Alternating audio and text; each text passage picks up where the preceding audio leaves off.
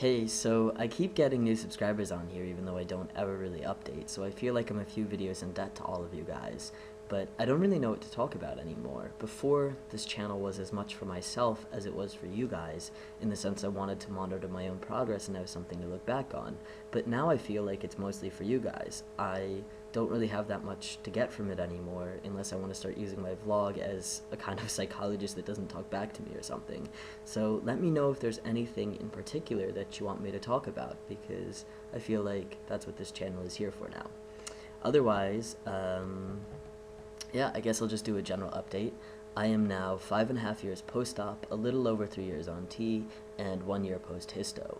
Transition-wise, everything's going really well, and I'm starting to wonder if this may be it for me, other than a few documentational odds and ends that I still need to straighten out.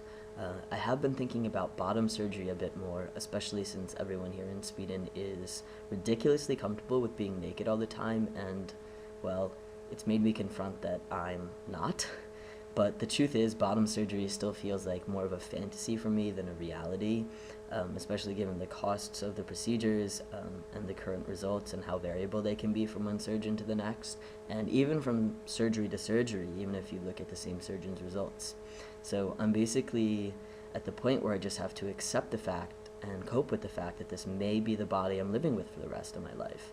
And sure, I really still feel some disconnect with my body because I'm lacking what I want down there. But unlike the other aspects of my transition, I feel and hope that it's something I can probably learn to overcome and accept, and something that's not really going to have a major impact on my life on a day-to-day basis. So yeah, right now I'm just learning how to deal with that and navigate situations where it might make me uncomfortable. And basically I'm just learning to love my body as it is, because if this is what I've got, I better make the best of it, right? Also, for those of you who don't know, I'm living in a place where nobody really has any connection to my past, and so I was kind of presented with this unique situation. Should I be 100% stealth? Because honestly, there may not be any other time in my life where nobody really knows me at all. And for me, the question of being stealth is actually a hard one, because in my mind it's like, my trans history shouldn't matter, so why should I have to tell anyone about it? But at the same time, my trans history shouldn't matter, so why shouldn't I be able to tell people about it? And for a while, nobody at all knew. And then with a couple of my friends, I just got to the point where I felt like I was almost being disingenuous by not telling them.